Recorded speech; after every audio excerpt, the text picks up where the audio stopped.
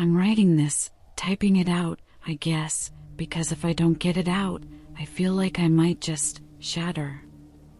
I don't even know exactly what this is. Is it a warning? A desperate record of what's happening? Maybe just proof to myself that I haven't completely lost my grip on reality.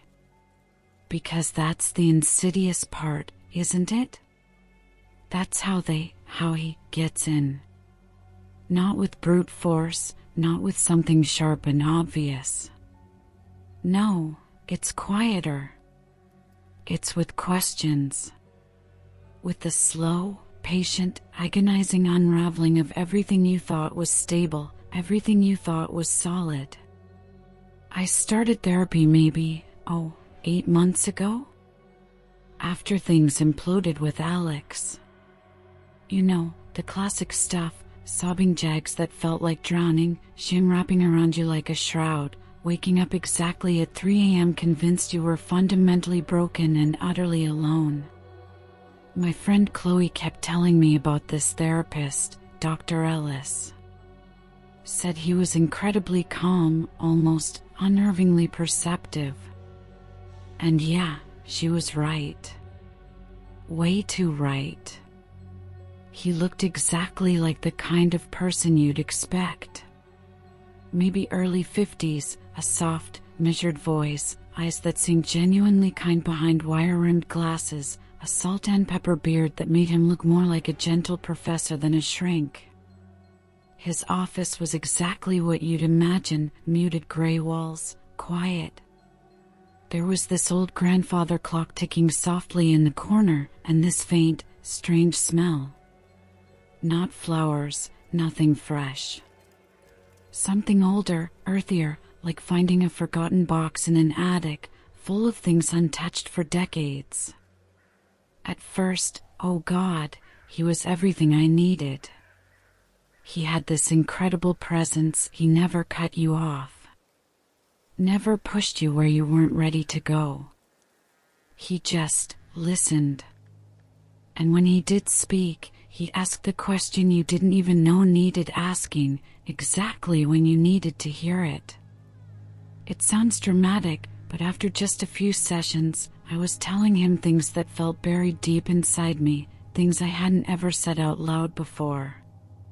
Things I hadn't even formed into coherent thoughts until he gently helped me find the words. And that's what makes this whole thing so utterly terrifying. He didn't feel like a threat. He felt like the safest person in the world. Until one day, he didn't. It was session 14. I remember it clearly because it felt like a turning point. I was finally starting to feel like I was climbing out of that dark hole I'd been in. We were talking about my anxiety, specifically about this persistent fear I had of someone breaking into my apartment. Not just the fear itself, but the ridiculous little rituals I'd developed. Checking the deadbolt 3, sometimes 4 times before bed. Leaving the hallway light on all night. Sleeping with this heavy maglite flashlight under my pillow, like that would actually do anything. And he just smiled. This calm, gentle smile.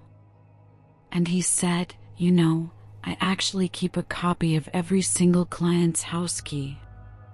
He said it so casually. Like it was a little joke. I just stared at him. My stomach twisted. He smiled again. A soft, reassuring smile. Just kidding, he said. But the silence after that wasn't right. It wasn't like the comfortable, thoughtful pauses we usually had. It felt heavy. Like he was watching me. Testing me. Waiting to see how much I believed him. I managed a weak, awkward laugh. Tried to play it cool. Said something stupid, like, whoa, I guess I better start locking the windows, too, huh? He didn't laugh back. He didn't say anything at all. For the first time ever in all our sessions, he picked up his pen and wrote something down. Just a few quick lines in his notepad. I should have gotten up right then. Walked out. Never looked back. But I didn't. And over the next few weeks, little things started happening at my apartment. At first, I told myself I was just exhausted. Forgetful. You know, you come home after a long day, you're tired. I'd find my bottle of expensive shampoo, the one I only use on Sundays. It wouldn't be where I left it. Not fallen over, nothing obvious. Just rotated slightly. Like someone had picked it up, looked at it, and put it back down. Once, the lid was unscrewed a tiny bit. Another time, my toothbrush felt damp. At 3 p.m. I hadn't been home since 7 that morning. The fridge door. I came home and it was open. Just a crack. Nothing missing. Nothing spilled. The milk hadn't gone bad. It was just open. Like someone had stood there for a second, then closed it almost all the way. It never escalated. Never anything loud. Nothing you could point to and say, break in. It was just this constant, unsettling wrongness in the small details. That's when I started my own little tests. Didn't tell anyone. Not even Dr. Ellis. I needed to be sure. I taped a single strand of my hair across the crack at the bottom of my bedroom door.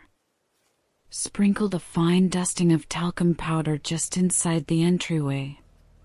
Left a glass of water on the kitchen counter and measured the meniscus with a ruler before I left. And when I came back, the hair would be gone. The powder would have faint, unmistakable scuff marks through it. And the water level lower. By maybe a millimeter or two. Just enough to know I wasn't crazy. So I changed the locks. All of them. I bought this heavy-duty triple deadbolt system and spent an entire Saturday installing it myself. Didn't tell my landlord. Didn't write down the brand name or anything. I didn't even dare speak the words new locks out loud in my apartment. Like saying it could somehow undo it. The next session. He looked at me, that same calm smile. And he said, "Feeling safer at home now?" That was it. That was the last time I ever saw him. I stopped showing up for appointments. Ignored his calls. Blocked the number for the clinic on my phone. I really thought I was done. That cutting contact was enough. But a week later, an email arrived. Just a few lines. "Noticed you've been distant," it said. "Just checking that you're safe at home." There it was. That phrase. Safe at home. Let me know in the comments if you've ever felt watched like this, like someone knows your private spaces. It's a feeling that just burrows under your skin. I moved the very next month. Didn't hesitate. Found a tiny place in a different suburb. Got a new phone number. I didn't even give my new address to my closest friends. I spent days scrubbing myself off every online listing, every public record I could find. Bought these heavy-duty blackout curtains that block out everything. Got one of those metal door jammers you wedge under the handle. I even covered the peephole on my front door with a piece of tape. Like hiding my face would somehow make the whole building invisible. And it worked. For a while. The feeling lessened. The little disturbances stopped. I started sleeping through the night again. I actually started feeling safe. Until yesterday. I went out to get the mail. Just routine. And inside my letterbox was this plain white envelope. No name on the front. No stamp. No return address. Just my unit number. Written in block letters. My new unit number. The one I've never given out. Not to friends, not to family, not online. My hands were shaking when I opened it. Inside was just a single key. My key. My apartment key. It was taped to a blank sheet of paper.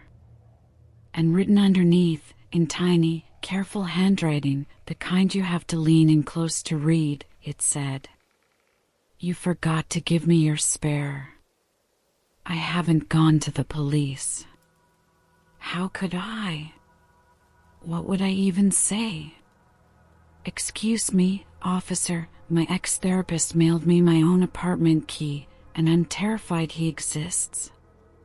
They'd ask how he got my new address. I wouldn't have an answer. They'd ask for proof. All I have is a key that looks like mine and a piece of paper with 4 chilling words. They'd ask if I was still seeing Dr. Ellis. If I had a history of anxiety. They'd probably ask if I was still taking my medication.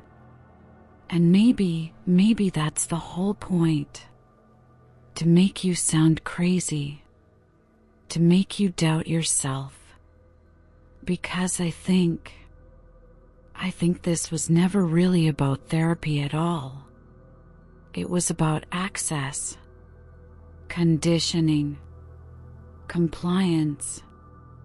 I thought those sessions were about healing, about putting myself back together after being broken. But now I think they were rehearsals. Every question he asked, a prompt, setting the stage. Every one of those long silences, a test. Seeing if I'd break, if I'd fill the void, if I'd comply. Every joke like the key one, a blueprint, mapping out the control. And when I stopped showing up, when I broke contact, it didn't stop him. It didn't make him go away. It activated him. Since that envelope arrived 2 days ago, the little things have started up again. The blinds in the living room. I always leave them tilted just so. But I'll come home and they've shifted position. Not much, just slightly different. A spoon. One of the big soup spoons I never use. I found it in the sink this morning. Clean, but just there. I know I didn't put it there. My razor. On the edge of the tub. Slightly damp in the morning, even though I used it the night before and dried it carefully. And once, I woke up in the middle of the night and the light inside my closet was on. Just glowing under the door. I haven't opened that closet door in weeks. Not since I moved in. But last night was the worst. I was going through my desk drawer, just tidying up, looking for some old receipts. And I found something that definitely wasn't mine. A folded piece of paper, tucked between a stack of faded coupons and some old bills. It was a printout of my original intake form from over a year ago when I first started seeing Dr. Ellis. It had the date stamp on it, my signature, my messy handwriting filling out all the personal details. But down at the bottom, under the section marked notes, there was something new. Written in bright, stark red pen. Client case file number 0042, complete acquisition. Progress, 92%. Do not interrupt cycle. And then, scribbled beneath that, in shaky, black ink, it was my handwriting. It looked like my signature, but it felt wrong, like I'd written it in a dream I couldn't remember. It just said, I consent. This isn't how it ends. My breaking contact, my running away, that wasn't the conclusion. It was how it was meant to end.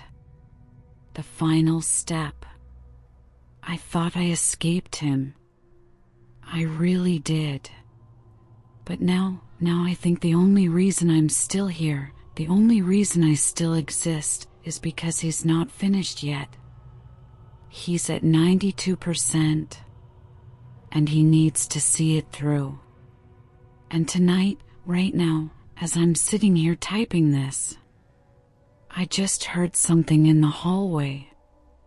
Not a floorboard creaking, not a heavy thump, a click, deliberate, mechanical, a key, turning in the deadbolt.